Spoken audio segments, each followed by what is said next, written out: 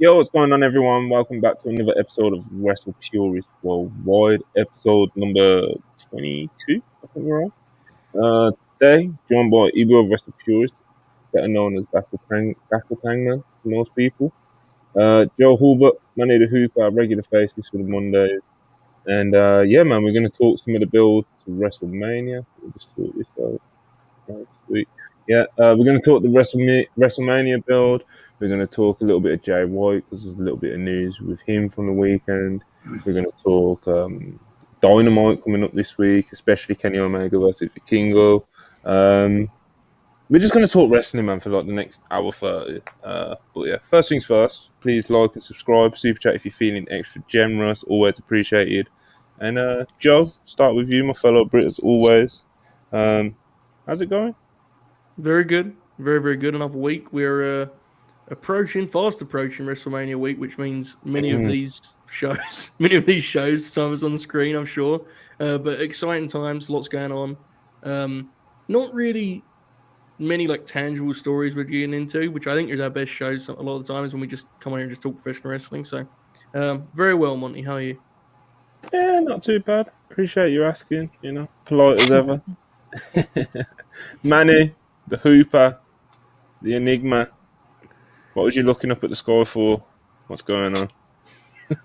No, you'll notice me doing that, man. My neck is cooked, man. I don't know what happened to my neck. I can't turn my neck all the way. I can only do that and like that, and then I can only look up a bit. What was it? Tombstone pile drive? What was the move, Manny? DDT, take a little snug. What was the deal? Brainbuster? I think I just woke up wrong. I think I caught my neck wrong or something like that. You should have just pretended it was something else. you took a lariat at the shoot job. It was funny because like the other day I started trying to work out again, and I took off running, started running, and I said, "Oh fuck, man, I can't run my neck. I feel like my neck's about to break." I just walked back to my house. I was like, hold up. How long after you started running did you say, "Oh fuck, man, I can't run"? How long? I need to know. This is fascinating. But down the street, and I said, because it hurt when I took off, and I said, I'm just gonna power through it. And then by the time I got to the end of the stop sign, I said, no, I'll just walk my way back to the house. Fair enough, mate. I respect it. Many, carrying some bumps and bruises, worked the road many years. It's how it goes sometimes. That podcasting life isn't for the weak, Ibu, Battle Pangman. What's going on today? Nothing much. It's a nice, peaceful Monday, which is a good thing. I'll take peace and quiet rather than bullshit. But I'm happy to be here. Love the Worldwide crew. Love being on Worldwide. And like Joe said, the more open episodes are just a good time. We get to just talk and shit. We have the space to just kind of explore whatever the fuck we want to get into. So happy to be here. Happy to get into everything with everybody. And let's do the thing. Yeah, man. Let's get into something. I don't know where I want to start, to be honest. I'm gonna throw it. I'm gonna throw the ball to the Hooper. Manny, where do you want to start with your wrestling talk today on WrestlePurists Worldwide, episode 22? Asking the one guy that's not really into modern wrestling right now to where you want to start. You know what? Because that's where you are, Manny, I'd like to actually ask you why you currently feel that way and what you have been watching and how do you feel about what you've been watching lately?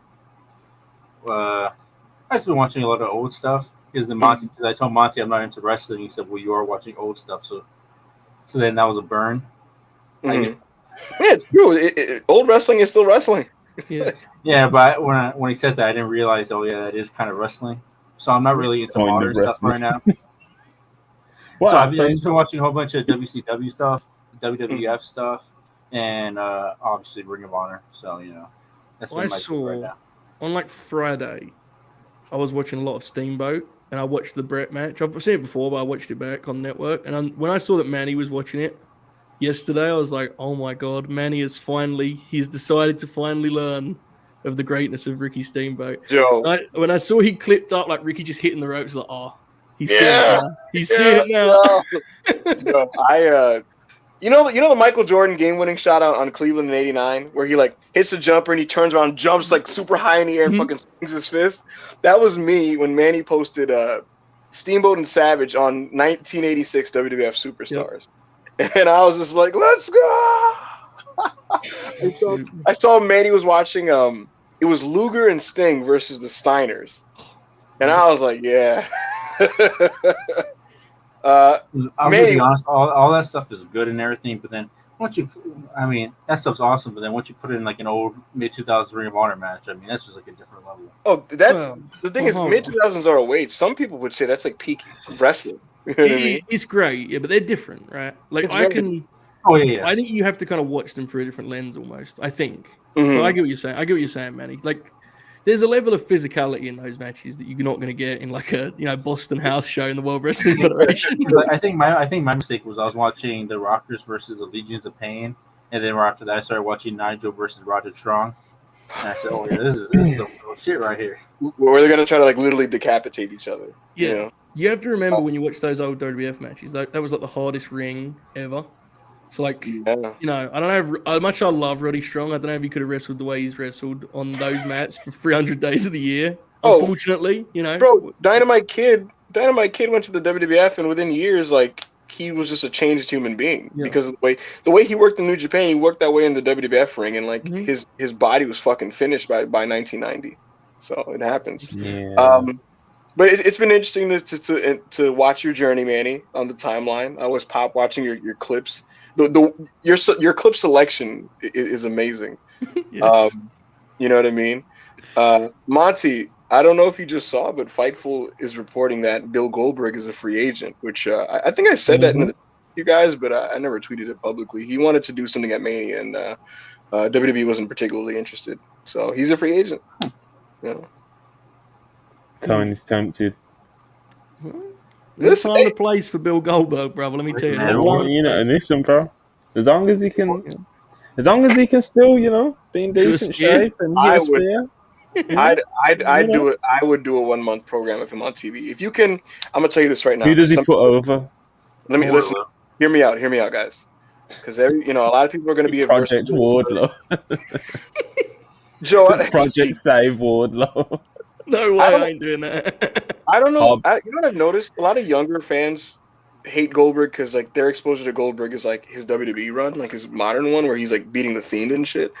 But like Bill Goldberg was a special entity at one point, and what Tony Khan is really good at, in my opinion, is getting the most out of like legendary acts. And I noticed he can exploit the best aspects of them. Like he's done it with Sting. He's doing it right now with Jeff Jarrett. I think this is actually one of his most big, like underrated, like abilities, like really using legends well. And so considering Sting is going to do a retirement tour fairly soon, I would not be opposed to, a 3-week program where Bill Goldberg gets involved in Sting's retirement tour.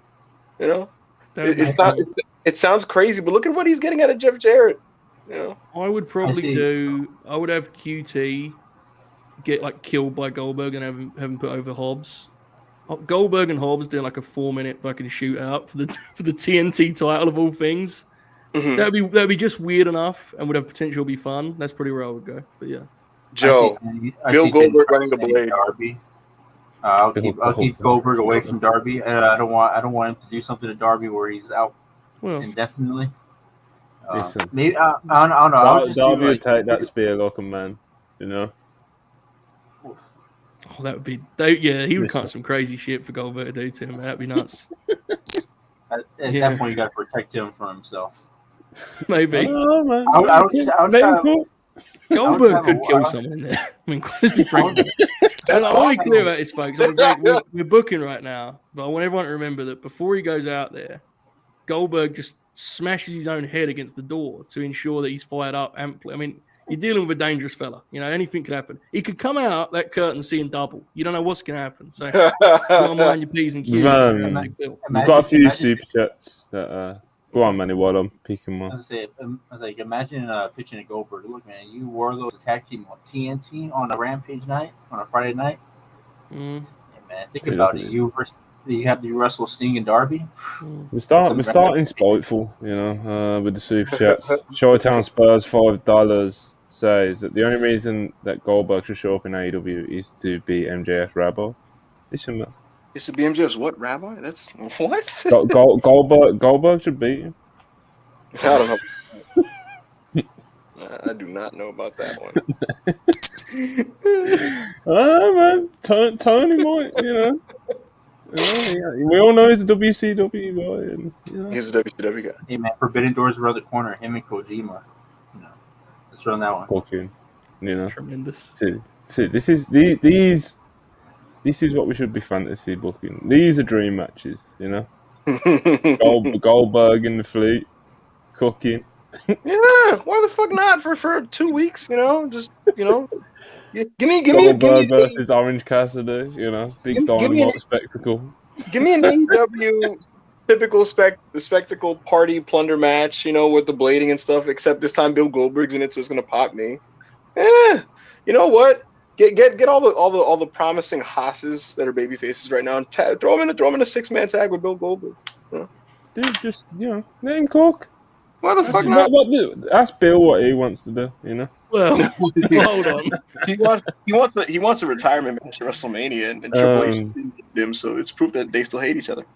Yeah, man. Zetopia Productions, $4.99 super chat. Appreciate that. In saying that, I was seeing pods like JD and people on Twitter pitching for Cody to lose. Dude's heart a draw with TV and merch and beloved. Disaster if he loses. Yeah, man. I definitely think Cody should win. I don't think you're going to find that take on this podcast unless Manny's going to do a bit, even though he's probably not even going to watch it. Just look out for tomorrow, man. If you know tomorrow. Yeah, listen, this whole Roman should beat Cody thing is nonsense. 2-night WrestleMania in fucking Hollywood, and you want to close it with Roman standing tall. That just that sounds really brutal to me. I don't understand why you would do that. I don't understand the point of him retaining. I don't understand from a business standpoint why you would even consider that. It'd be so damaging for Cody Rhodes, and it's just bad vibes, to end a show like that with Roman winning. It's just it's not what I would do. It's not what I want to happen. And if they do that, that's just a big mistake. And the people saying things like, "Oh, it's just the story isn't developed enough yet for Cody to win." I just no. I haven't seen a compelling argument in favor of Roman retaining, and so I don't want to see it happen. No argument from me, to be honest. No, me either. Brainbuster 199. Hey Joe, thoughts on Yokozuna? # Hulbert Horde. Okay, I may or may not have put some of the grinners up to this on my solo stream a minute ago. Very fun wrestling, very fun. Not an owner of many great matches, but a very watchable guy in a sort of 10-minute, put him with a strong baby face. Always will pop you with a big bump. We'll do the old stagger cell at some point or another. I recommend seeking out some Yokozuna, folks. That's my take here as of March 20th, 2023. He's a blast. It's a fun time. Yeah, he's a fun time, man. Pretty good, wasn't it? And unfortunate because of the personality he's become on social media. But his manager used to cut really good promos for him, and I used to love hearing him talk about him as the camera would pan up Yokozuna's body, and you'd hear like, "The mighty Yokozuna, he's this many pounds, and he's gonna crush you," and da da da. It's proper old school stuff. I had like 2 moments there I was completely confused. Firstly, when Ibu led with his personality on Twitter, I was very confused to where this was going with Yoko. And then when he said his manager, and I started thinking, does Mr. Fuji do quote tweets or something? What the fuck's been going on? I was very confused. And then I quickly realized. Yes. What's up? Isn't it Jimmy Hart? No, it was Jim Cornette. Yeah. Was it what they called him? His spokesperson. Right? Yeah. Fuji was a manager who didn't talk, really. So it's like, oh, man. Fuji just made for Yeah. Mouse fan 84 $1.99. Appreciate you too. Who was a better worker, Yokozuna or Big Daddy V? Well, hold on. Yokozuna. That's without question. Jesus Yoko Christ. Wasn't Vader, but he was definitely better than Big Daddy V. Yeah, this girl wasn't particularly good, no. Yeah. Yeah. That's it feels a bit spiteful. Agreed. Rest in peace to Big Daddy. Isra, First Lady of WrestlePurists, of course, with the 199. We appreciate her as we always do. Favorite women's match this year? Easy answer for me. We were What's talking about yours? this the other day, Monty. We were talking last weekend, Hazuki and Kamatani. Right? Yeah, I was That's going my to go favourite there. by far. That's in my top 5 for the year, I think. Julia versus Shuri was the 29th of December, but Yeah. probably Saya versus Suzuki if we're being like strict, like January 1st to now. What else would be in the Kyrie and conversation? Mercedes Moné is up there for me. Man. Yeah, 100%. Oh yeah, That might be my favorite, actually. Yeah, Yeah. right. Maybe There's not probably a different necessarily level the of investment. best. You know what I mean? Like, not Investment necessarily the matters best, in but my wrestling, man. favorite. So Yeah. If we're seeing talking Mercedes favorite, go out there and kill it, like it was a good Yeah. time, you know. love that match. Mercedes Kyrie was awesome, and the coolest thing about it is like, that like Mercedes can do even better when she gets more kind of into the thick of things. Yeah. That was a candidate for me. And if we're talking favorite, I mean, Willow Nightingale versus Athena was just a good time for me. Proper studio wrestling. Willow is a great babyface. Athena, I like that match also because to me, it showed that Athena can still be great despite being not the athlete that she used to be. Because people kind of accused her of being washed because of the Achilles injury. But the really great wrestlers can work around where they've been physically diminished to still be great. Mm-hmm. So can she, jump as high as she used to or run as fast? Maybe not quite as much. But, as you mature and grow in the business, your wrestling brain expands. And she just wrestles like such a vet now, who She was gets also, she was such a great athlete. And her offense was so snappy and sharp that even if it's fallen a little bit, it's still like some of the best in the world, Like she was, because she was always so explosive that even if you just take it down a notch, her work still looks spectacular. So again, as you said, as she's matured elsewhere, it's even better. Absolutely. 100%. You guys left out Jamie Hayter and Sheeta. I want to throw that. Was that this year? I think that was last year, wasn't it? Well, wasn't it? Oh. I don't even know if I'd put that on the level of the When other was three that I match? mentioned. I love that match, to be honest. Nah, Monty, that match is pretty fucking sick. Hazuki versus Saya was like, that was unbelievable. Yeah, then like Mercedes versus Kyrie's Mercedes versus Kyrie. Do you know what I mean? It was last year. So, well, there you go. Guys. Julia versus Shuri was like incredible as well. Athena versus Willow, I wouldn't put in the category of like the best match this year from the women, but it's like it was like a top tier TV match.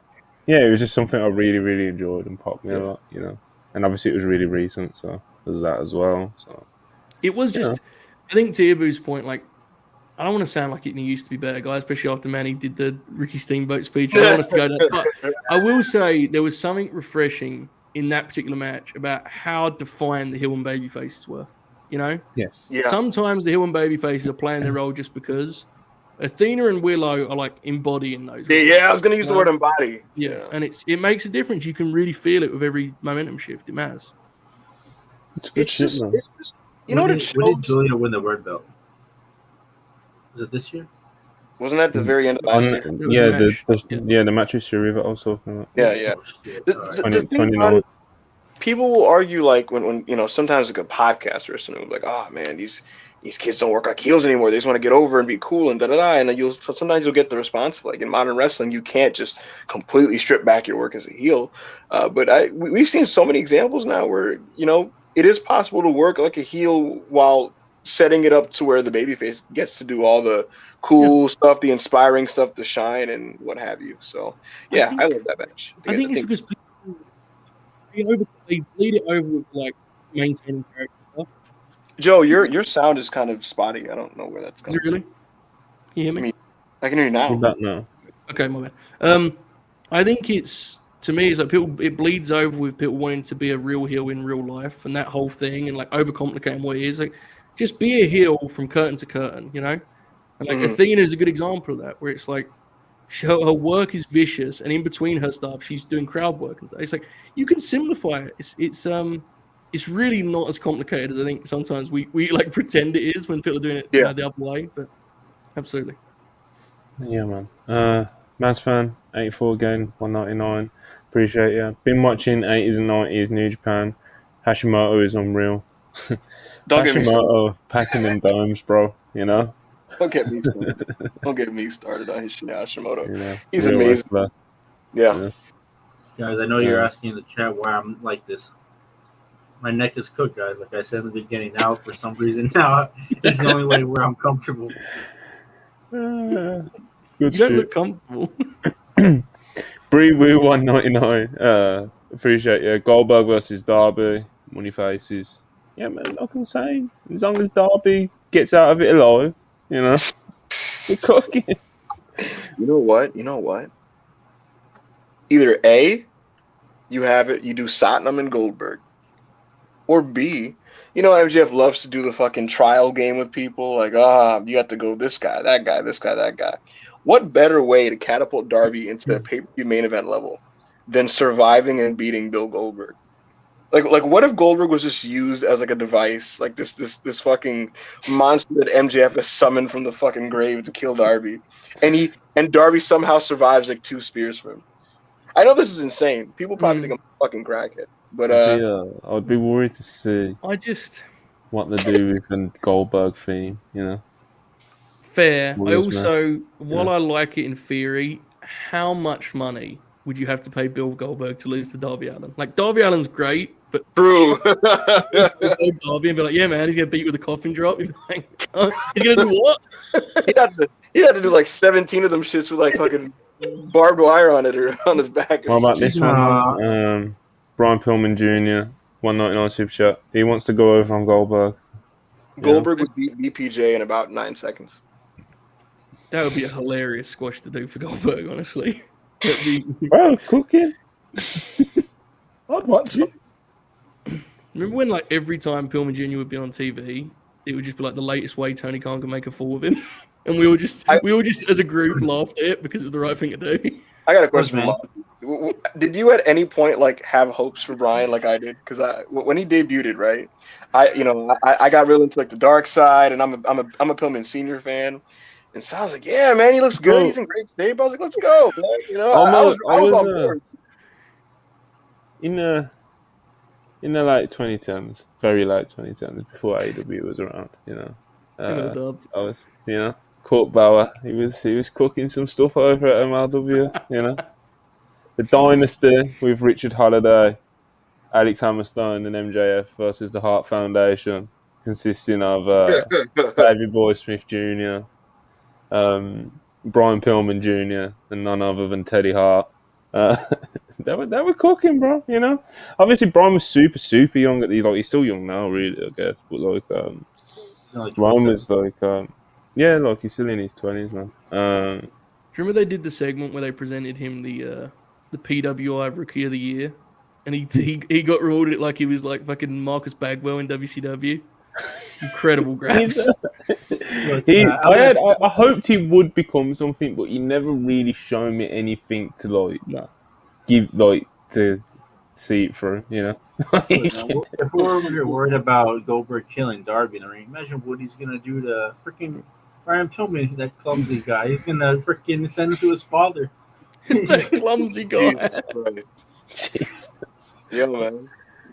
Lance Archer versus Goldberg in a Texas death match. How about this one? Bree Woo 199. Goldberg versus Evil equals real crap. I don't know about all this. That would be garbage. No one's trying to say that, man. Come on. What are we doing? What are we doing here? Brian Pillman, Goldberg, we're here for it, but Evil, it's a step too far, bro. Jacob Donnelly, $5. TK signing Goldberg just to be a commentator for AEW Saturday show would be such a TK thing to do, lol.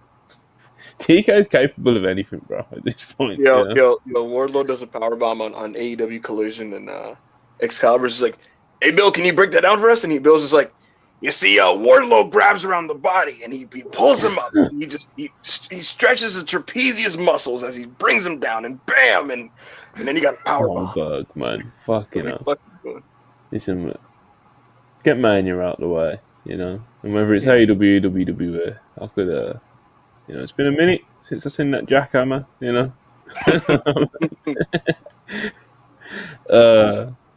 Bob the Builder, $3, appreciate you. thoughts on Taker's comments about CM Punk? He didn't really say anything. He just kind of said, I haven't got beef with him, and every time I dealt with him, it was just business, and business is business, and me and CM Punk were always business. That was pretty much the gist I got from it. And he said that he enjoyed working with him and that he thought their match was great. Yeah, and it's just like, bro, not everyone hates CM Punk, man. Like,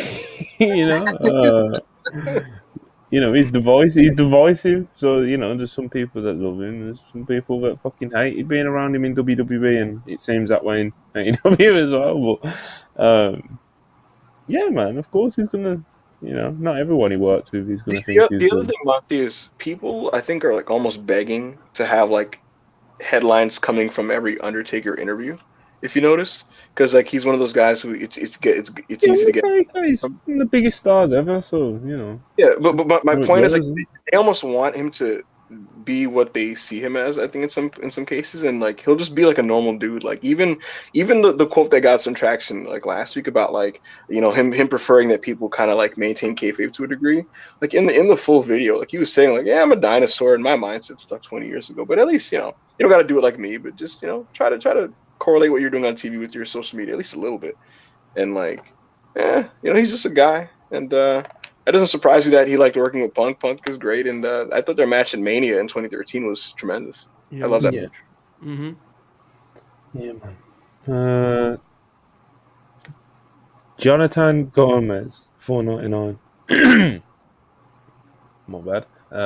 Probably a Hall of Fame reach, but AEW hasn't had or announced a Chicago show. Do you think they're waiting for Punk or just a result of expanding markets? Manny, I think Manny should wait. Go on. I think that's exactly what they're doing. They're waiting for that one big pop once the Elite finally come back in Chicago, and you're gonna hear da-da-da-da, or whatever the opening to do that again. I was gonna say, man, can you give us a little bit of cult of personality? Mussolini. What the fuck? Is that what he says? No, man. Not bad, man. Man, he looks in agony, man. Look at him. that podcasting road life, bro. He's standing like a wrestler in the 90s. Yo, I was gonna say, my man is he stands up like Ishii. Oh, man. I've been needing to go to the chiropractor, but man, I see those videos, I'm scared. I feel like my neck's already fucked up, and then they just pop my neck or crack my neck one time, and I'll be up there with the wrestling god, just up there talking about like what's going on down here. I feel like we need to explore this for a moment. I'm sorry, folks, but I'm concerned, Manny, that you've watched so much Nigel that you are now deciding you want to be Nigel, and not like best wrestler in the world, Nigel, like walking around in agony, Nigel. That's what I'm getting from this thus far. Am I wrong, or what's the difference? Explain. I just need to get into his mindset about why he doesn't want to get into this wrestling. That's my business. concern. Yeah, I don't know if that's what you want to be. I don't know if that's the mindset. You guys remember when Manny was convinced that Nigel was going to wrestle again? Yeah, I definitely encouraged that. Was my fault. Sorry, Manny. I was He's still waiting, bro. He's still waiting. Yeah, well, he shouldn't be doing that. That's not my fault. But yeah, man, we've had Ben Shapiro on the screen for way too long. Oh my god! Let's get this out of the way. Ben Shapiro, $5. Cody Rhodes is my favorite wrestler. If Roman wins WWE, we'll have embraced the woke liberal agenda. Ibo, we can talk about your daily water contracts. Ben, thank you so much for the super chat. Facts over feelings for sure, and we won't let the woke liberals win. And that's why real Americans like Cody Rhodes will succeed. And I am looking forward to seeing a Patriot go over at WrestleMania. So thank you, Ben. And we will discuss the Daily Wire contract very, very soon. You're a piece of shit. Cody Willis, $4.99. Appreciate you. Worldwide, #worldwide. What about this? Double turn Jaden Tay. That's a segment. Double time Jade and Taya, pairing Jade with the OGs and Taya with the Outcasts. Give the big match more kick. Babyface Jade would rule. I mean, I agree. I'm kind of with it that. does not sound bad, to be honest. So. Yeah. And I see a lot of shitty pitches, bro. Yeah. I see a lot. Don't know what you're laughing in, but, don't know what you're laughing. My creative pitches are great. Nah, you want to have noticed about Uber? If I was to run a promotion there, he would be on the team, but he wouldn't have license to pitch the actual idea. Like he can review the ideas and give feedback, but when he cooks something from scratch, bro, I'm always like, nah, You gotta give him something to work with, but he can tinker, right? Is that okay? I got you. I wasn't aware of this. This is important. Okay. But yeah, Jared and Ted, don't sound like bad booking. I might have to give Cody a call. Where does Manny fit on the booking committee? What does Manny do? I'm the TK. I'm just here matchmaking you. I throw out matches, but that doesn't fit with the storyline. Manny Khan. We send Manny clips, and he's Manny's the Chris Kreska. we send him clips of our show, and we say, "Is this the wrestling you're going to think about your whole life?" And that's just the whole message. He has to decipher. He teaches the promo class, and he displays that Ric Flair promo. I'm walking around with my journal, my composition book with all my notes and stuff like that.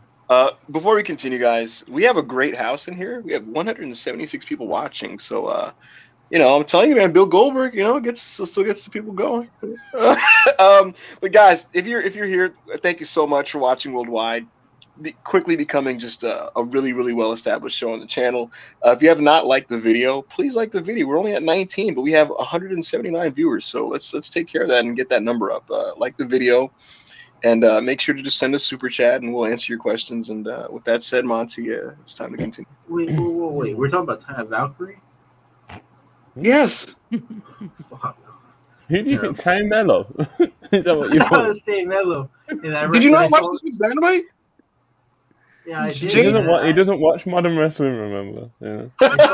I saw the other A at the end of Taya, and I said, at the end of Taya, I said, "Oh my God, we're talking about Taya Valkyrie." Oh man! So I'm concerned because as one of Manny's friends, he's part of the Late Night Grin. It feels like the more that he's been involved in the Late Night Grin, the less he is like professional wrestling. And I'm slightly alarmed by this. That's awesome. Trend. Manny, for what reason is it that you've just decided that you think modern wrestling's bad? Did we get to the bottom of this? Because you explained it. But then you just talked about your neck again. It's what's happening. That's the problem with this fucking neck. This is what's gonna I have no idea why my interest is I only watch Dynamite weekly because I feel like I kind of have to now because it's what everybody's talking about. And sometimes during Dynamite, I just when everybody was going crazy about that 4-person promo. And in my head, everybody's praising on timeline. I was like, man, that shit fucking sucked. I mean, I don't know what everybody's talking about.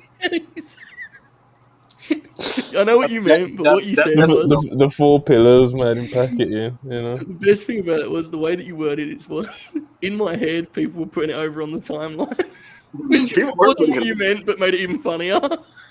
I like that segment, but it was crazy. I was looking at Manny. Sometimes I scroll Manny's Twitter after Dynamite to see what he's saying. And I was like, Jesus Christ, bro. Manny, Monty, you know what's funny? Manny is who Chris thinks I am, actually, which is insane. I'm actually... I don't know, man. Chris thinks pretty lowly of you. True. But, the thing is, Manny, bro, I'm looking at Manny. Manny's like, that segment sucked. And then he'll be like, glad we just get the show started. And then when the Elite did their Elite Lore at the end, Manny was basically like, just fucking he was just not feeling a lot of that show, and I was like, "Damn, that's crazy." Bro, he's asking him to say some nasty things, bro. He lashes out sometimes. Yeah. I thought the peak of the show was just the BCC multi-man tag, and that was that. That was really good. I didn't really like. I mean, I liked it, but I didn't really like the main event. It was just I thought it went way too long, and then I just felt like it was all over the place. But you know what, though, man? You may think that you're in the minority in thinking that match wasn't as good as the where am I? The BCC match was rated high. Basically, what I'm getting to, the BCC match that you preferred is actually rated higher on Cage Match than the main event. Oh, that's interesting. When I checked it last night, it was. I mean, that's correct. Actually, I agree with that. You know what I think that is? Go ahead, Manny. Finish. The craziest part about this was when on, I think it was Saturday or Sunday. When did the graphic come out for Kenny versus Vikingo? On Sunday, Friday. right? It was Friday. Friday. Shit. Oh, okay. Your sense of time. When I was on, I was eating wings when that happened. I was at Wingstop and I saw the graphic pop up and I just looked at it and I said, "That's gonna be awesome." And then that's all. I didn't even think about it until I saw everybody arguing about it online. And then I said, "Man, it's really a big deal." I know. And then it So just killed weird. like all my excitement too. And I was like, I was excited for it, but now I'm just like it's gonna be another Wednesday, just with a dream match. I'm excited for Sting though; he's coming back. Yeah, that's good shit. See, yeah, the Blackpool Combat Club it's still rated higher, so that's got a 7.95. Match was really good. The trios total match is 7.74, so it's marginal, but I like the BCC. I did love the main event, to be honest with you. I think part of it is just I think part of the reaction to it is due to the fact that the Elite have these like expectations tagged onto their matches that people assume they're going to be match of the year candidates every time. But to be honest, I embraced and really enjoyed them just going out there and having fun. Like just having fun, and it's this house show atmosphere, and the crowd is going crazy, and they're just popping for the interactions. The interactions. That's my favorite part about that main event the other day. Like seeing the different dynamics in the ring together and stuff like that. I get more into that, to be honest, sometimes than like them trying to get overly cute and sequenced with their stuff with like another trio and doing all the rigmaroles and things like that. I just pop for like the crowd popping for the interactions. That was awesome. Yeah, I don't know. I see one comment says the main event was for Jericho and Omega's homecoming. Bro, I thought Jericho fucking sucked in that match. I was just like, he looked like he did not live up to the expectations. Maybe the lights were too bright. I was like, bro, like it was bad. What did you expect him to do? I mean, he's been pretty good lately. I just thought he was going to be good. In a 9-man match, what did you think Jericho was going to like? He's kind of, every time he was out there, like when he was tagged in or it was focused on him, he was like, he looked like Brian Pillman out there, like uncoordinated and all that. He almost slipped off the ropes when they did that, that thing, and then the thing. Oh man! I honestly, I just wanted to see Daniel Garcia versus Kenny Omega, but we didn't really see much of that. So, Rob from your Purist, of course, one of the faces around here. 199 super chat, appreciate it. Goldberg versus Satnam Singh Dynamite, 16th for the 23, 4.25. Don't know about all that, but let's do it, baby. Let's do it anyway. Regal 4.99. Super chat, appreciate you. Goldberg would be an honorary member of my AEW faction. The BBC and Monty, I love the glow you have right now, looking like a fresh plate of fish and chips. Appreciate the super chat. Always colourful as usual. Darren Walker, of course, £2 super chat. Appreciate you. What would be Ibu's creative pitch of bringing Punk back? This is a good segment. We can do a lot with this. Ibu, you lead this because this could go many ways. Yeah. Unfortunately, the Elite are currently entrenched with the Blackpool Combat Club, so I can't really get too much into those guys. Just wait then. Say it again. You can just wait then. No. I was going to say, you didn't say you have to book him next week, when the Elite are done with the BCC, if Kenny doesn't leave the Bucks to do whatever he's going to do with Don Callis, because some people do think that's going to happen. They think it's going to be a Hung Bucks thing, and Kenny is doing his own thing with Don. But if the Elite remain as a trio, frankly, I would just have them, the Elite, cut some type of post-match promo, essentially declaring themselves as the faces of AEW, which would then trigger a unannounced CMFTR run and brawl that's a pull-apart in Chicago. Plain and simple. They fucking fight. They come out. They fight with the Elite. You have someone bite somebody. Perhaps Mr. Brooks bites Kenny Omega. And then you just go from there. I'd reject that idea. No, that's not what you do. They're brawling in the crowd. You have a disguised Ace Steel hold on to Matt's foot or whatever. What's going on in Matt's foot? And then the camera zooms in Ace Steel and he's biting into his calf or whatever. And that's how you go kind of. What is? Yo, what would you do? Bring some. I need one good pitch. You know. Wait. Before Joe goes, how about this? Mm-hmm. How about AEW officially announces something that's a complete lie? What if Tony fed the dirt sheets false info? I'm out. Wait. Tony Khan tells Sean Ross credible. Tony Khan tells Sean Ross Sapp that Phil Brooks and he have reached a mutual agreement to a buyout, and that he is no longer a part of All Elite Wrestling. You report this, and then like a month later, you have him crash the show as somebody who doesn't work for the program, and you restore Phil back to the renegade, off-kilter disruptor that he was known to be. I'm gonna have to reject that one as well. You know, your plan B pitch being work the sheets, bro. Is just not. You know, I need more work the sheets, brother. You know, come on, Joe, save us. You know, putting the pressure. I will say, it is very hard, genuinely, because there are a lot of moving pieces. The last thing he did on the TV show was set up an MJF match that didn't happen, right? And I think there's a lot to be said for going back in that direction for the Double or Nothing main event, personally. We shall see. I don't know. Now, what I will say is, agreed, though. What I will say is, it's going to need some pomp and circumstance, you know? Like, I don't think you want him just coming out and doing it, shooting an act. Like, you need to really play on the data and video packages. Yeah. You know? You need to. See, this is where I'm kind of torn, because I don't think the Punk vision necessarily matches what you need to be doing with FTR, and that's where it gets really hard, you know? And that's why part of me does just think, like, while it's not the sexiest answer because you want to see them do stuff with the work shoot business and all that, it's like, a part of me feels like you need to just get back to this MJF feud. That's my genuine, like beyond all of the, you know, the maximum potential and stuff. It's like a big part of me feels like you just do the angle with MJF and that's your Double or Nothing pay-per-view, and then you kind of figure out what you have after that, you know? Yeah, definitely.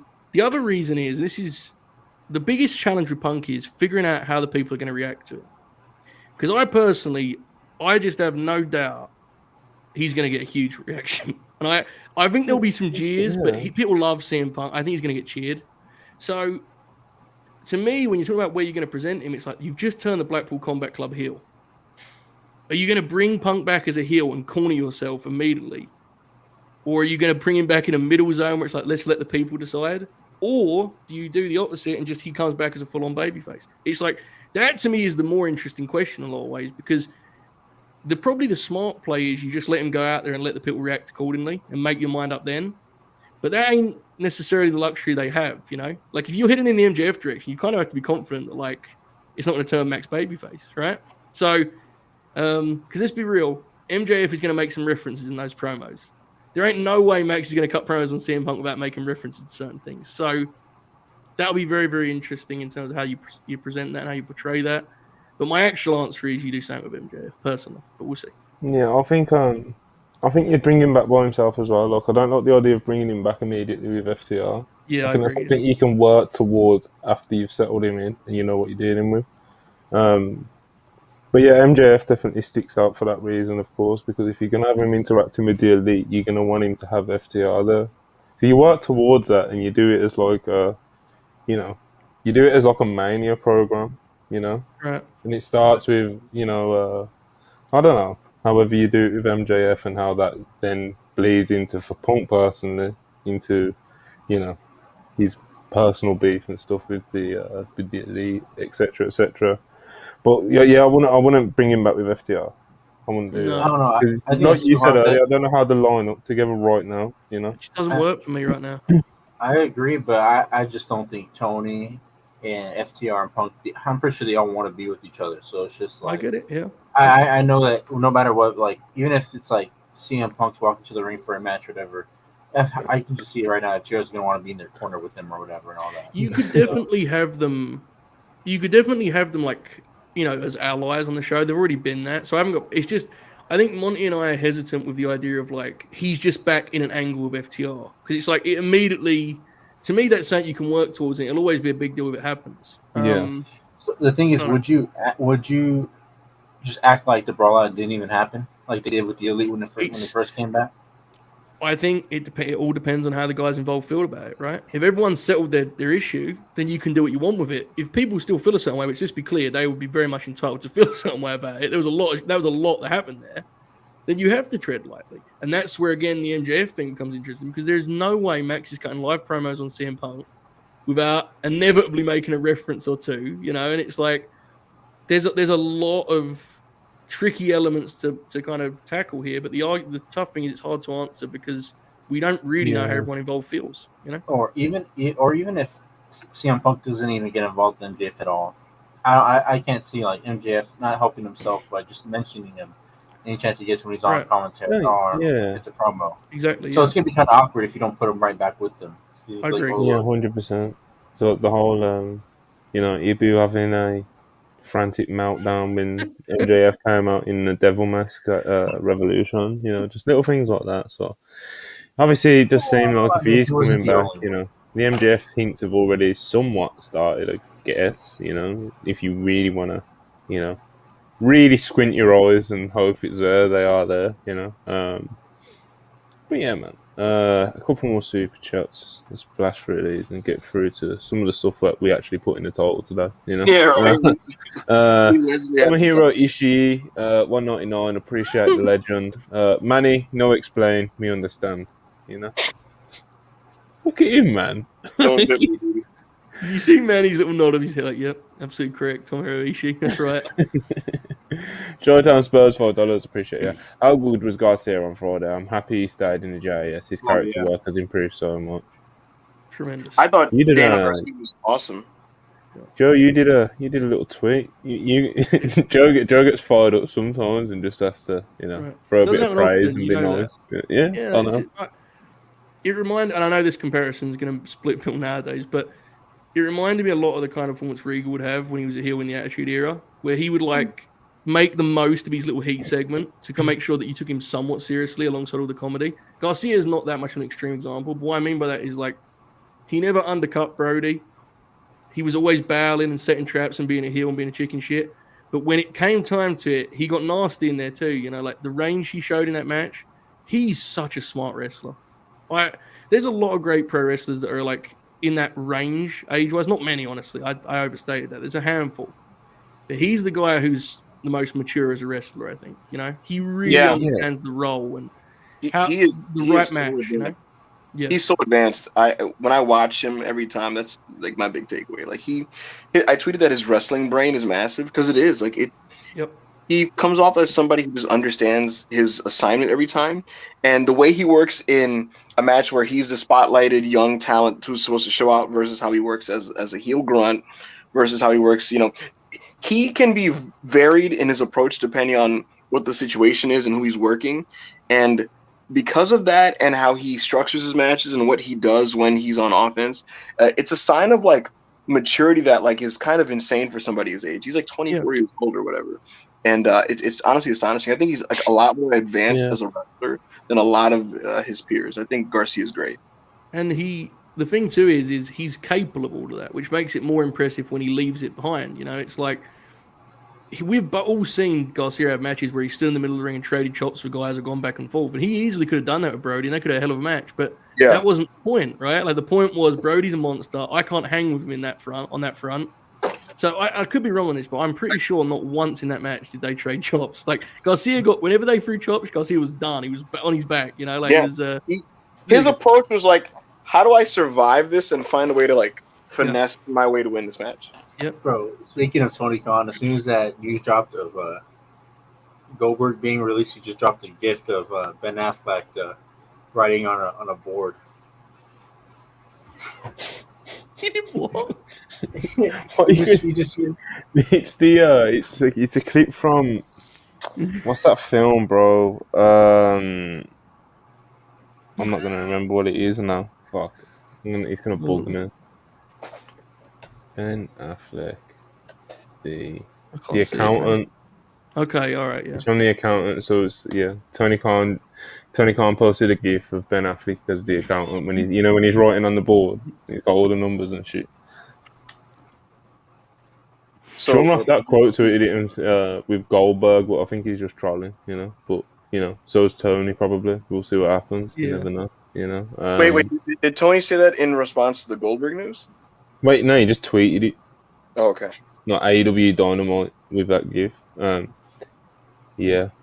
Shout out Daniel Garcia though. Mazfan84 199. Need eventual Derby rematch with Punk as heel. Listen, bro. Anytime two great wrestlers like that want to wrestle, I'm always for it. I wanted to see them wrestle again. Their first match was good. I did want to see that as a rematch. Yep, agreed. Yeah, man.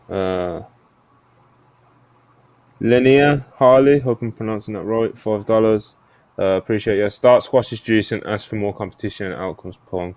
Money match and plays well to each of their strengths, promos and showmanship.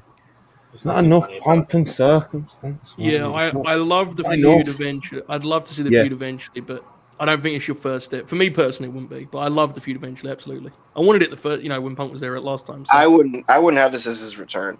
No. Yeah, same. But one day. Yeah, absolutely. Yeah. I'd love to see it. Obviously, he was in that tweet, I think, wasn't he? Long before he joined AEW, when someone asked him who he likes in AEW, he was one of the names. So he clearly must, think pretty highly of him. £2, appreciate it. Look at the TK recent tweet. What is he cooking, boys? Might be cooking up some Goldberg versus Brian Pillman Jr. You know what I mean? Maybe. You never know, brother. Maybe. Yeah, man. Let's talk. We'll keep it AEW, fuck it. Kenny Omega, Vikingo. Where are we going with this, boys? Do you think Kenny Omega's going to...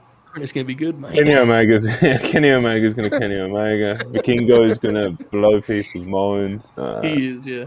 Yeah, the only criticism I've really had of Vikingo when I watch him is the stuff in between, Yeah. When you're in there with Kenny Omega, that don't fucking matter, does it? The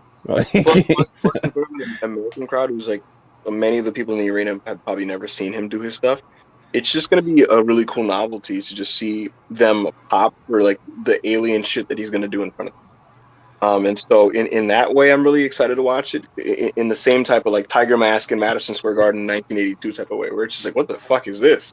Yeah, I'm excited for it. AAA, they let it happen. Tony is seemingly trying to work out his relationship with Conan, and this. If you follow, all good, man. Christopher Daniels done a podcast.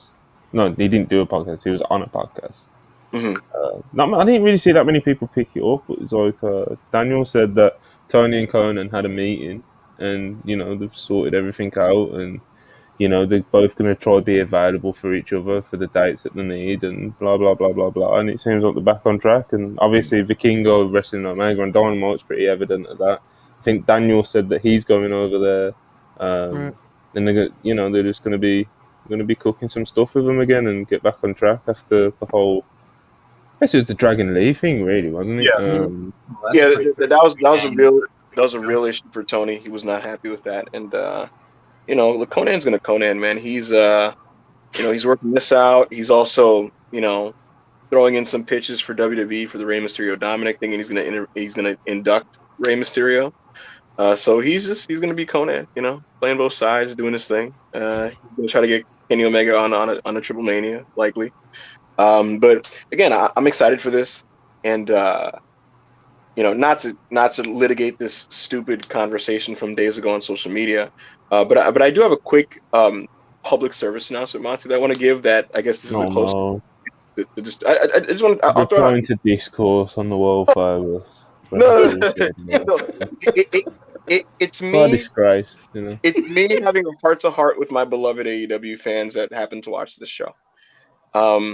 So guys, we're all in agreement, right? That like a lot of times the insincere, bad faith, what's the story stuff is like nonsense, right? Like we're all in agreement, AEW fans, that a lot of times when people throw this, it's from sources that you shouldn't particularly take seriously, correct, right?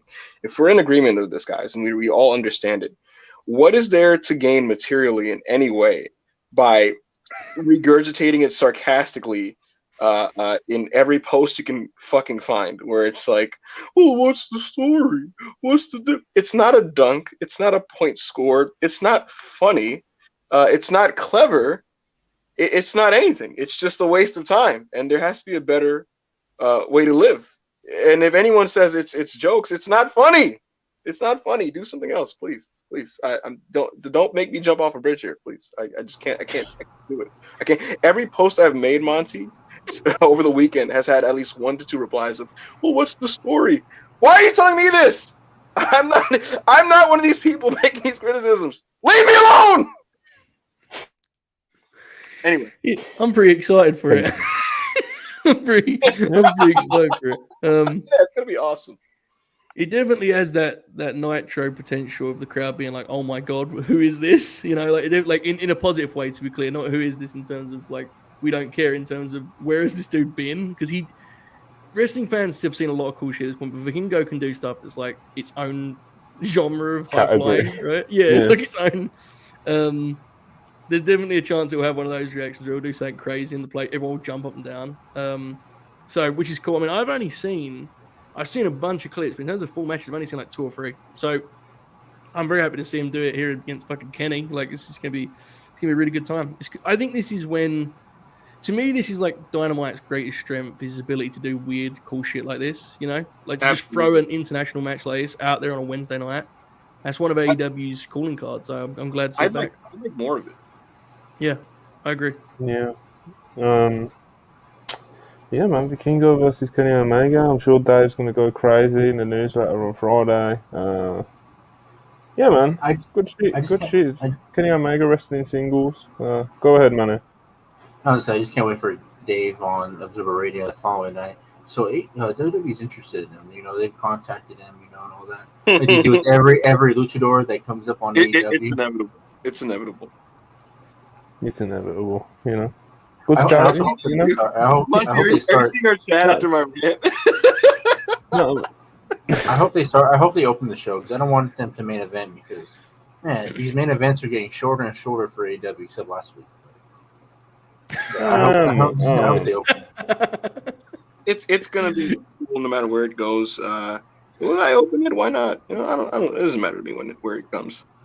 All right. So, talking of another potential signing to one of the big 2, Jay White. Dave Meltzer in the Wrestling Observer newsletter on Friday, so I've gone a couple of days back now, wrote that Jay White, even though most reports so far suggested that WWE are the favourites, he is apparently talking to both. This isn't surprising, because Jay White's a fantastic talent and both companies should be interested in him. But now it's actually been reported that WWE and AEW are both talking to Jay White. So who knows, man? The question I got from this was, do you think Tony Khan would be willing to get into a bidding war with WWE for Jay White? Yes. And to be honest with you, not even for like the reasons of I want to augment and improve my roster. Unfortunately, I feel like his primary motivation would be to score a public win on the World Wrestling Federation. To be honest with you, I think that's like an even bigger motivating factor than like this guy can really help AEW. But to answer your question, yeah, I do think on a competitive level he would like to get that one over on Paul Levesque. Yes, unless you start going into the fucking millions, then right. He might. All right, let's. Yeah, but that's where I think it could go. Like if they both want him and they both make him an offer, and it becomes a thing where he's like, I'll go wherever the better offer is. Like I think he quite easily gets 7 figures. To be honest, it'll go 7 figures. In terms of like what the level he actually is at, I think once you start getting into like over 2, we might be pushing it probably. But I mean. Yeah, we might be. If the Saudis are coming in. No, boy. I think what's happened, because it seemed like he was like the story so far been like he's so adamant that he's going to like WWE. You know, like once all the news came out with like Vince coming back and all that, that's when like the story that did feel like it muddied things. I agree, man. Yeah. To be honest with you, if Vince never forced his way back into the company, I think that this would have been quietly sealed and set and like in place at least a month ago. And I think if anything, and this is pure speculation because I don't know Jay White. I haven't spoken to Jay White. I don't know his situation, to be honest with you. And when I asked WWE about it, they didn't really give me an answer. But I have a feeling that if there's anything that's been a cause for pause for him, it's the uncertainty of the company's future. It's been a really interesting story to follow because as you guys have kind of, got into there, it's like initially, regardless of what was being said, and then some stuff was said publicly, but like everyone was basically saying he's going to WWE, right? Like I'm sure everyone on the screen heard that from some form or fashion, like, and it has been interesting because as Manny said, it's changed, and maybe that is the reason. I don't know. In terms of his value, I do think he's one of the more valuable guys out there right now in terms of, and the reason I say that is because of his age. Yeah, he's 30. He's 30, but he's not a guy who's going to be, a deer in the headlights. He's talking about a guy who was main event the Tokyo Dome. And anytime we've seen him on US TV, how comfortable has that dude looked in that setting? Like even when he would go on with Impact, he would feel like just way bigger than that place, easily.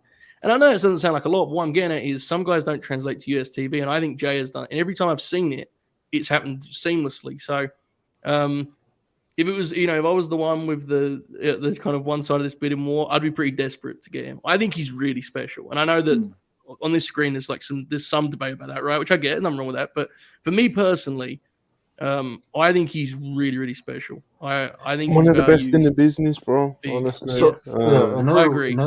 Another thing about him is like, if you look at WWE, like their main event scene is aging out. Mm-hmm. But then again, like I think, the upside is like, it's aging out and there's a spot for me. But at the same time, I don't know if they're gonna use me, if they're gonna sell or not. And then if the guy comes back in charge, he's not gonna like me because of my accent or whatever. But then if I go to AEW, they're light on heels, but then I might not wrestle or be on TV as much. Mm-hmm. And then there's also that I have to work twice as hard as I have to because like nobody gets on TV, and then the only person we constantly see on TV is MJF. It's the heel. So, I mean, I don't really know where he wants to go from here because it seems like obviously Japan's out of the picture because from stuff that people said that he's just tired of traveling to Japan so often. So the schedule's really interesting part because Jay is very, unless I'm mistaken, Jay is not someone who we get a lot of his opinions out there, right? Mostly, he's not a big talker. He doesn't talk to the media that much. Which, by the way, I think in a lot of ways kind of is part of why I think he's so valuable because he mostly seems to be able to keep his head straight and keep to doing what he's doing, which I appreciate. I mean, I've all loved to wrestlers do the other way, but sometimes that's good. And I think the schedule could be a huge factor in this whole potential bidding war. And we don't know where Jay's at for that reason, but it's like when you're working New Japan, you're actually doing pandemic changed things a lot, but you were doing like an actual old school pro wrestling schedule in terms of dates, right? And it's like AEW, man, you don't even have to go to TV every week sometimes. Like if they're going, if you're not booked that week, you can just chill. WWE is obviously in an interesting place where they don't run as many house shows as they did, but if you're a top guy, you're still working those almost every weekend. So that's a big factor, and it's just a matter of how how important that is to him and where he's at in his career, honestly. Another thing to know is that he was also in the Forbidden Door trailer. So he was really. That's interesting. Yeah, he was. Well, we'll see what happens with him because I think either company could happily do with him on the roster because, like I said earlier, I think he's genuinely one of the best in the business. We were talking earlier about Garcia. I know he's a few years older than him, being like wise beyond his years. But he's that for sure. Yeah, Jay White's out there like a fucking. Yep. So I have a quick. He's special, man. So I have a question for y'all. Like, at what point, if you're Tony Khan, when do you stop signing these guys that are in their mid-30s? Because it's just like, if you have them, you're gonna have to push them compared to your guys that are in your early 20s that you want to keep pushing. Because it's like your guys they keep going younger, but they're also signing guys that are really good in their mid-30s. Mm-hmm. And people complain on Twitter not to give them the belt, give them to the younger guys. And to me, I think that's kind of weird. It's like, well, so what are you supposed to do with all these guys that are in there that just turned 30 or 35 that still have a whole bunch of legs still on them? Do you just cut their career short at top because you want to push the guys that are in their early 20s? I just feel like that's going to be a problem at some point. I mean, it's been a problem for like a year, Manny. Yeah, don't look. It is tough because sometimes good talent gets available, and it's up to you as a promoter to know when to say no and when you should scoop someone up that's going to help your brand. It's about identifying who's really going to help you and who's just a body that has redundant skills. You know what I mean? There's tons of guys who can wrestle, but it's like, is he offering me something that? And this is not to Jay. This is just in general. Is the guy that you're considering signing? Is he offering me something that isn't already provided on my own roster from a guy that I'm not using as much that I could be? And that's the real key, because wrestling fans fall in love with everybody who can work, but I think for Tony, it's like the additions to my roster right now should be people that are going to tangibly make a difference within the structure of my company and the booking and if anything business. But yeah, I mean, look. We know Punk's a mover. We know that Mercedes is a mover. So those are the two movers on the market that you can bring in, right? Outside of that, it's a bunch of guys that it's like it's up to you to make that choice. And with Jay White, I would go for it, of course, for all the reasons that Joe and Ma out.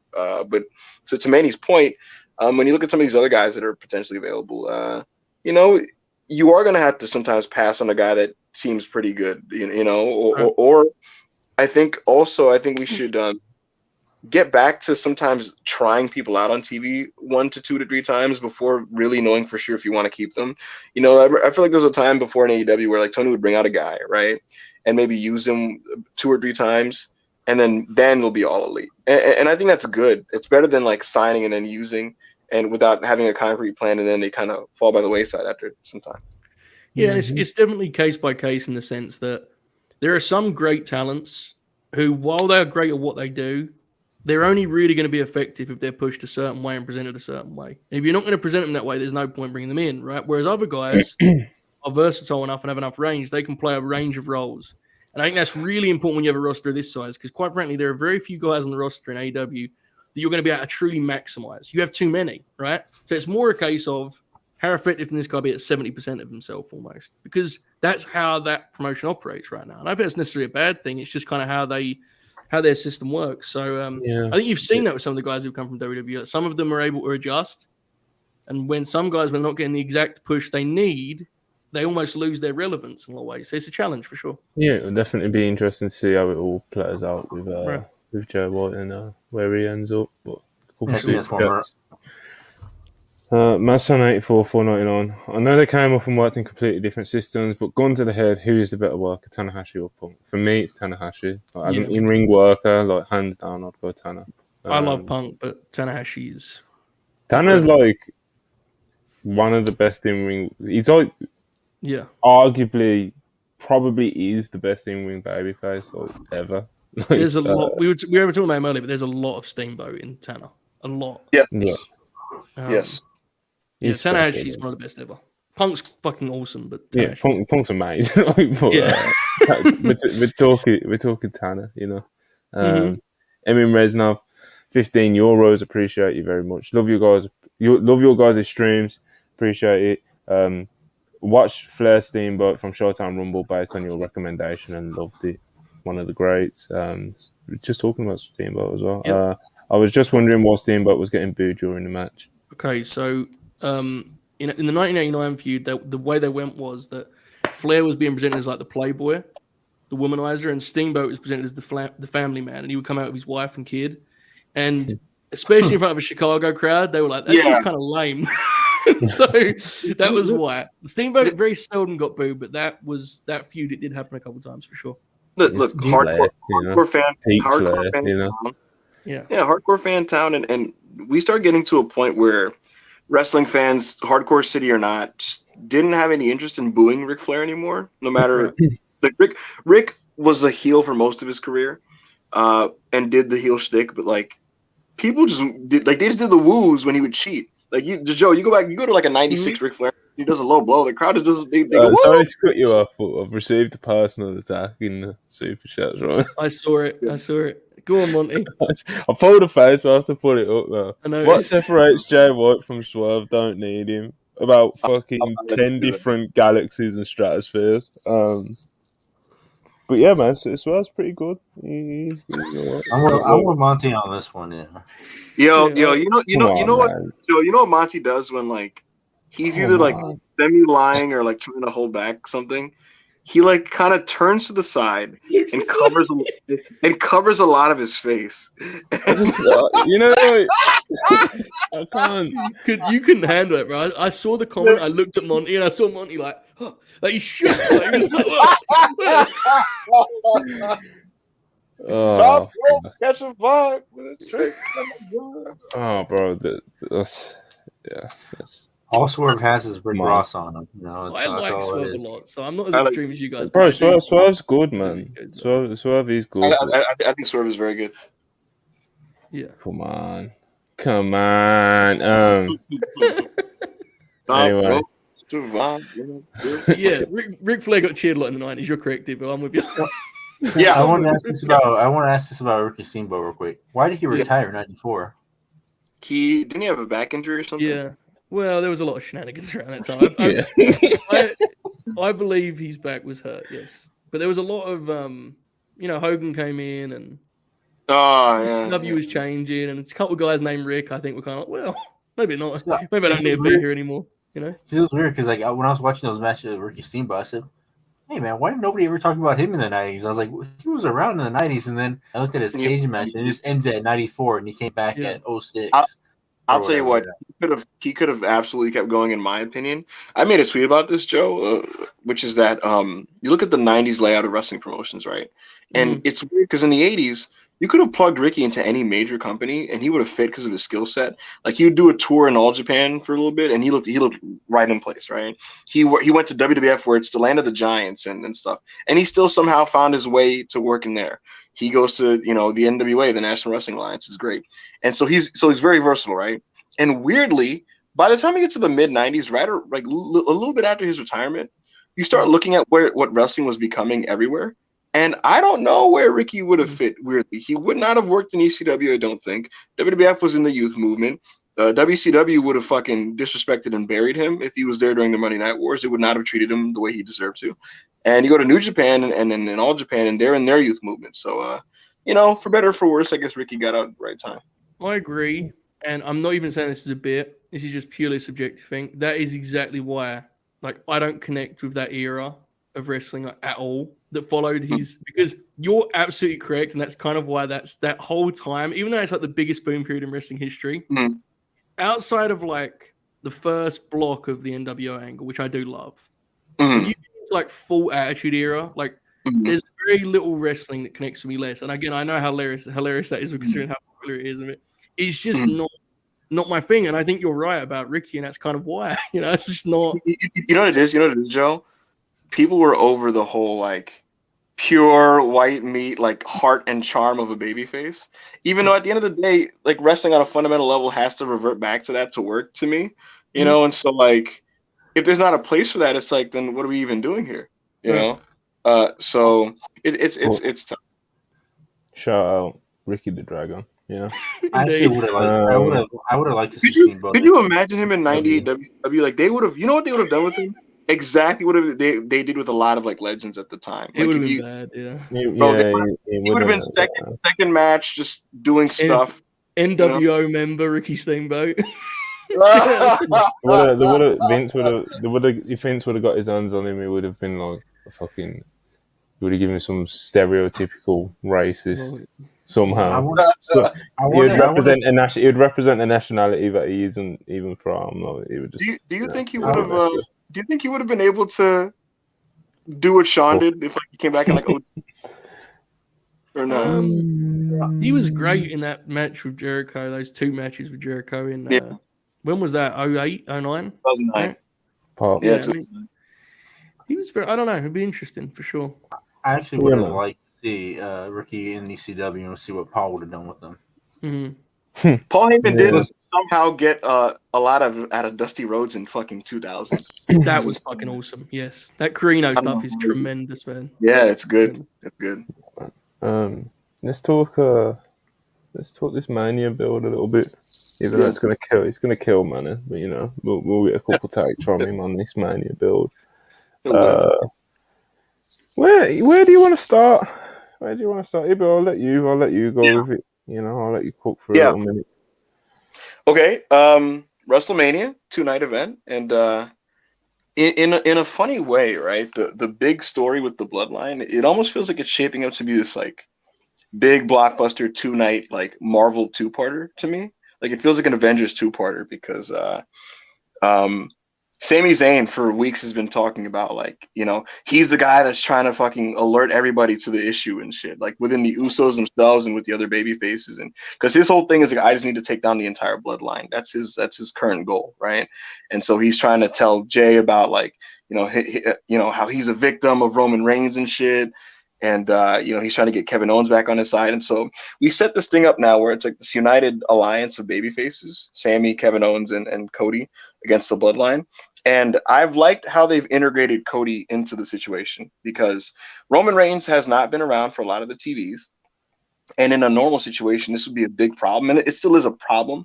But what they've done in Roman's absence is they've used Cody with interplay with Sammy and KO. He's played a role in reuniting them. He is an on-screen ally to Sami Zayn so that they're not in opposition of each other. So they don't make the fans choose and which one you like more.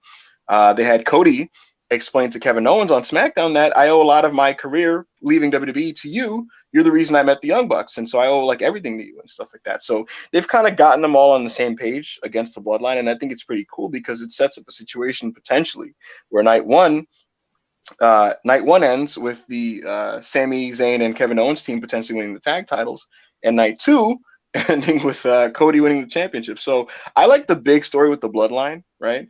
I am into the Ray and Dominic stuff because the fans are so passionately invested in the idea of Ray hitting his son. And everything else is just kind of what it is, if that makes any sense. Logan Paul and Seth Rollins is going to, it is what it is. But in terms of my feeling of Mania in general, Monty, I think this card, like the construction of this card looks pretty good. Like this Mania event looks like if things are as good as they should be on paper, it looks like it's going to be a very, very strong event, in my opinion. Manny, yeah. what was your thoughts on all that? I don't care. If you asked Manny what the card even was, he probably wouldn't even be able to answer you. He 100%. He turned off, bro. He turned off. I mean, yeah, man. I was talking to Hangman the other day. Like, it was like a disconnect for me when I saw everybody crying and getting emotional over that stupid ass like Steen Erico hug and all that. Like, come on, guys. Like, it's just as corny as the Elite stuff. Like, who cares, bro? They're gonna eventually break up again, and people are gonna cry, man. Manny is something else, man. Manny's something else. Yeah, man. Look, they got the people by the ball, and they're really invested. What's going to happen when they break up again, and people are going to wait for them to come back together again or whatever? This endless cycle of them breaking up and coming back together. My mind doesn't go there when I see the week to week of them trying to reconvene, to be honest with you. I don't know. Look, the current trend of modern wrestling is that the storylines that get really over with people are these sad boy friendship stories now. These emotionally open stories about men being friends and stuff like that and exploring their feelings. It's the modern trend.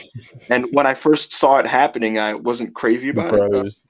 Yeah, I wasn't crazy about it when I first saw it. And like when I first saw Hangman calling himself like an anxious millennial cowboy, I was like, what the fuck is this shit? But like, yeah, and I was like, what the fuck is this? But with that said, as Dave always talks about, like you learn and you study, and I think there's a reason why it connects with people. You know what I mean? I think just the themes of like camaraderie and friendship, it's feel good stuff. It's stuff that translates anywhere, and that's why people are super into the Elite lore. And it's why people are into Steen and Generico. They're real life best friends, and so and they're very likable, and they're legends in the industry, so to speak. And so the idea of them main eventing Mania and winning the tag titles together to help take down a dynastic heel group is cool, so it's going to be cool to see. Big business, Someone said Ibu loves toxic masculinity. Look, man. Go on. Get your last little bit out. That's fine. He's here, man. That's fine.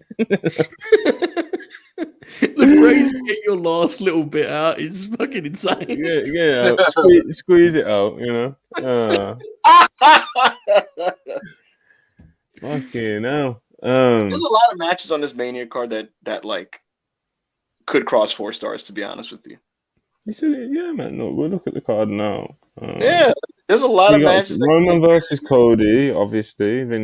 Yeah. Okay. Roman versus Cody. You got Charlotte versus Rhea. Mm-hmm. Which, big match Charlotte. And I think like me and Ibu were talking about before we went live. I think Rhea's like tremendous at the moment. Like, she's so much more polished now. She's on fire. She's great. So I'm expecting that to be great. Bianca versus Asuka, obviously. Gunther versus Drew versus Sheamus. Like that. Come on. The ceiling for that is like really high, Austin Theory versus John Cena, whatever. That'll the crowd will be up for Cena. It should have a good atmosphere for it. Hopefully, it doesn't go too long. That's my only worry. Yeah. I don't think Cena will want to, so hopefully, yeah, man. Hell in a Cell, Edge versus Finn. That could be tremendous, or it could make me want to kill myself. Yeah, it could be either. Seth Rollins, Logan Paul. That should be good. Brock versus Omos. That'll be something. It's a challenge.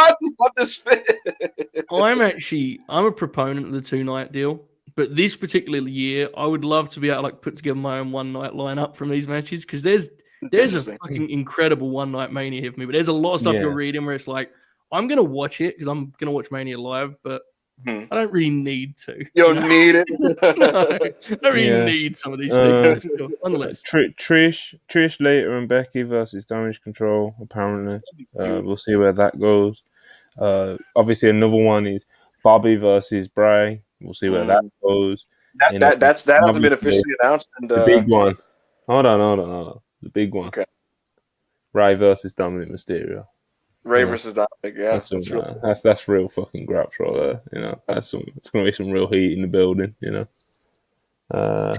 When do you think Ray do you think that the big turn will be at the Hall of Fame? Not the big turn, the big, Ray puts his hands on Dom for the first time. Yeah. I know that Oracle pitched this on our Fed Dead show over on Late Night Grim, but I do like the idea of them doing something with Conan and Ray just being like, okay, enough, man. Like, just, like Conan doing physicality with Dom on the Hall of Fame stage sounds like one of the funniest possible scenarios. And I'm always for the funniest possible scenarios. So that would be where I would go personally. Dominic attacking Conan at the Hall of Fame is art.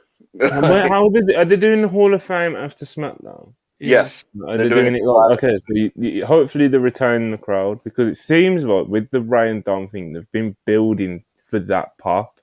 Like similar to how they have with Sammy and KO. They've built, and they finally got the big hug and pop. That's kind of been like they've teased Ray finally cracking, so many times now. It's really ramped up in the past couple of weeks as well. So it feels like they are building to a pop on a show. Like I said, if they do the Hall of Fame and they do that angle at the Hall of Fame and haven't already done it by then, hopefully, like I said, they've still got a big crowd there, so they get that big, viral. Well, not viral because it won't leave the wrestling bubble, but viral within our bubble. They get that big moment. But yeah, man, this is it's real heat, I think bro. this show's gonna be good. To be honest. I see a lot of people like this. I mean, again, this is like Twitter bubble stuff, but like on my side of Twitter, I've seen a lot of people like bury the card or like shit on it, and I saw a couple people going like, "Oh, Mania looks ass," and I genuinely like don't see how that's the case. Like last year's card, for example, right? I was super down on it, and going in, and when half the card was like celebrity matches, I was like, what the fuck is this, man? There's no mid-card titles being defended. A lot of the good workers aren't on and stuff like that. But I don't know. I'm into this year's show. Even the filler match they just announced. I don't know if you saw it, Joe. They're doing Profits versus Ricochet and Strowman versus Alpha Academy versus Viking Raiders. Like even that looks like that's first of all that's big Puro undercard vibes, but like even that could be fun because Strowman versus Otis last year was like that was so beast to me. That was so fun. Yeah, I agree. Yeah, like they could do some stuff with that. Ricochet can do his high flying. Montez can be Montez and stuff. Gable is Gable. Yeah, Mania looks good to me this year, and a lot of this is incumbent on the right people winning. Like when it comes to like the Roman match and the tag title, but yeah, I'm the opposite of down on this show at the moment.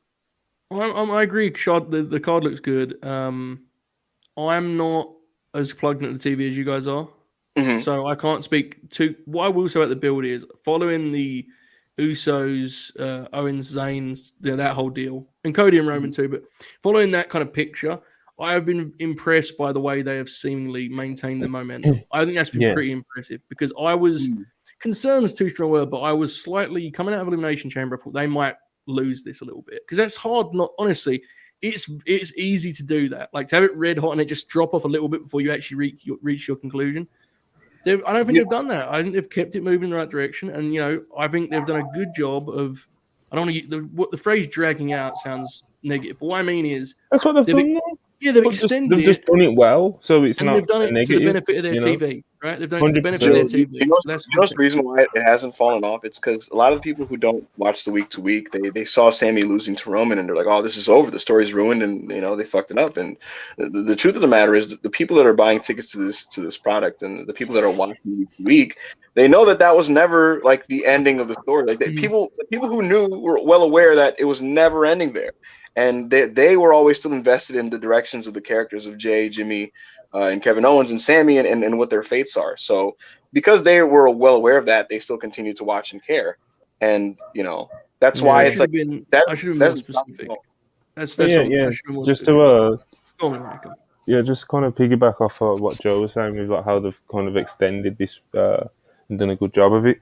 I think with the Mania build, I think overall you kind of have to say they've done a good job, even if it's not for you particularly in your taste, because every big moment and big angle that has meant to hit, everything has hit, whether that's a Rey and Dom angle, whether that's fucking Edge coming back or some shit, whether that's anything with Roman, whether that's anything with Cody, whether that's anything with the Bloodline, Sammy, etc. Every big angle that has been positioned to like develop a further story and provide a big moment or get a big reaction has so far. And not even all of it hasn't even all been for me. Do you know what I mean? But in terms of like looking at it as how well are they connecting with their audience to build to their biggest show, I think they're doing a good job. People badly want to see Ray hit his son. Oh, bro, they're on the knees, bro. It'll get. I said it the other day. I think Ray finally putting his hands on Dom will get a bigger pop than what Kevin Owens and Sammy just did on Friday. People are going to go fucking insane. As long as they execute it properly, the crowd's going to like fucking melt when that happens, bro. And it's, it's a reminder of just how you can simplify this stuff. And it's a personal conflict and everyone can understand it on some level, right? And it's like the people are going fucking nuts for it. And the match in itself will be whatever because that's not the point, right? But it's a heated angle and a heated situation going into the biggest show of the year, and it adds variety to the show because it's going to be something different on the TV show, and it's very effective. Rey Mysterio in a stadium with heat versus some despicable piece of shit semi-wrestler is wrestling. Like, it's going to be fun. Okay. Be fun. Yeah, I think it'll be good because, like you said, Rey Mysterio, with heat. The thing is, I don't even know if they're going to... I should be more clear. I'm not saying it'll be bad. It's more... I don't think they're even going to work it to have like a great match. It's more like it's an angle, right? Like it's people want to see him kick the shit out of his son, right? Ultimately, I hope that they just Priest is going to get involved. Santos is going to neutralize Priest and get a big pop for doing so. It'll be that type of thing. Yeah, man. I just hope that they keep Dom's heat at a decent level when it's all said and done after Mania. Nah, I don't think so. It'll never get higher than it is right now. Never. Yeah, of course not. But there's still, give me some, that will be the challenge. He's got so much heat, bro. It's fucking. I'll chat him out again, but I know Oracle pitched. He feels like they should flip Rhea after Mania and have her like dump Dom on the night after, which this could get an incredible reaction on that Raw. Like Dom doing a victory lap because Rhea won the belt and her being like, "I'm good, I'm moving on." and just giving Dominic a retired, it'd be great. Yeah. I think people would happily cheer her. So I agree, especially I think it was Oracle, right? Yeah. He also pitched. He also pitched making it mask versus hair, so that when let's say Dominic gets shaved, hey, man, it's old school, brother. Listen, man, Dominic gets shaved at the end of this whole thing, and the crowd is like laughing at him and shit, and he's bald. And now it's like the fans. If anything, you know why that works and that's so old school. You know, Monty, you're talking about like how does Dom keep his heat? The fans could fuck with him for just being bald post Mania for like a period of time, you know. And Rhea could just, think he's unattractive and dump him for it. Rhea Ripley dumping bald Dominic Mysterio would be one of the most incredible television segments. Could you imagine the drama, the amount of whole shit they would get out of that? It would be incredible. Amazing. I want to give a shout out to my boy Ortiz. I see his name change. Fuck's sake.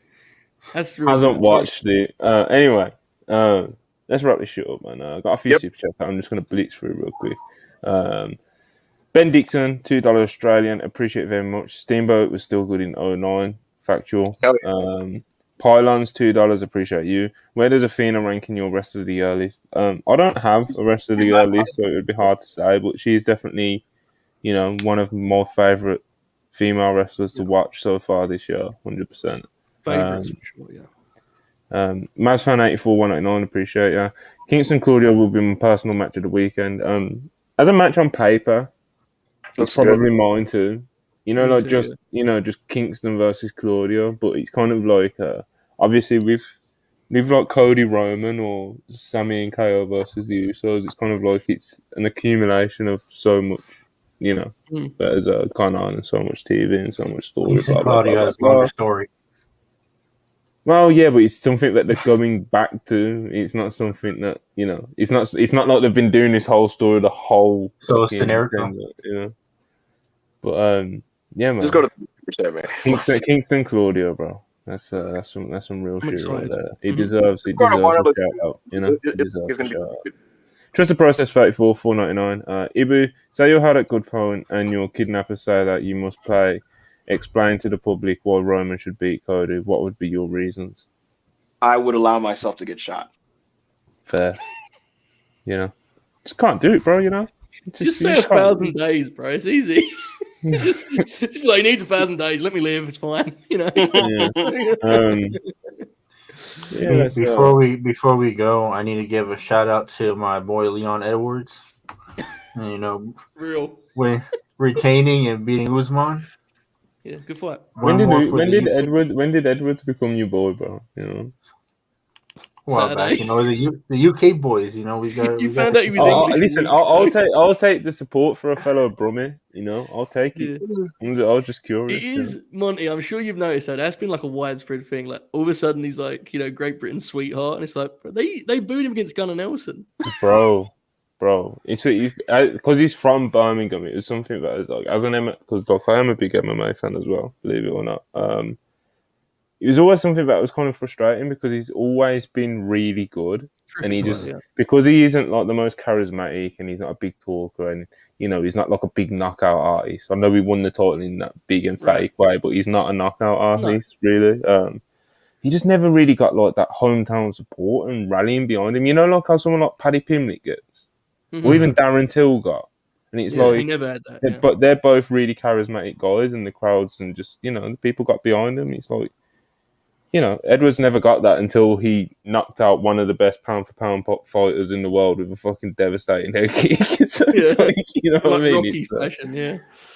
I do want to say it, bro. I love Gunnar Nelson too. I hate that he never fights. And then when he does fight, he looks good. He's slick, for sure. He's awesome. Yeah. He's just chilling, bro. Let's wrap this up. Obviously, Edwards is also the Hooper of the Week. I just forgot to make a graphic again. Okay, who's your Hooper of the Week, real quick, man? Leon Edwards. Headshot bang, Dead, headshot dead, man. Come on, at least get his fucking line right. Come on. No, man, come on. What are we doing here? I just want to say, if people were getting mad, he did cheat that one time by grabbing the cage. Yeah, you got a point. You got a point to look from anyway. So it's not like he mentally demolished Usman. You see the way he was hitting him to the body, and Usman just kind of looked defeated every time he was coming. Ben Dixon, $2. One last super chat. Joe going to give Briscoe everything he has there. Absolutely. Yeah, Absolutely. man. It's gonna be a good time. Bro. bro, that's another one, man. Like, I'm excited, man. A lot of good wrestling. see the card of honor. It's going to be a killer show. This panel right Yeah, here. it looks good. It looks good. Yeah. That crowd's going to be crazy for Kingston challenge for the belt, so you know that. It's going to be awesome. Might have to do a review show, you know, just for the love of the game, you know. What day is that?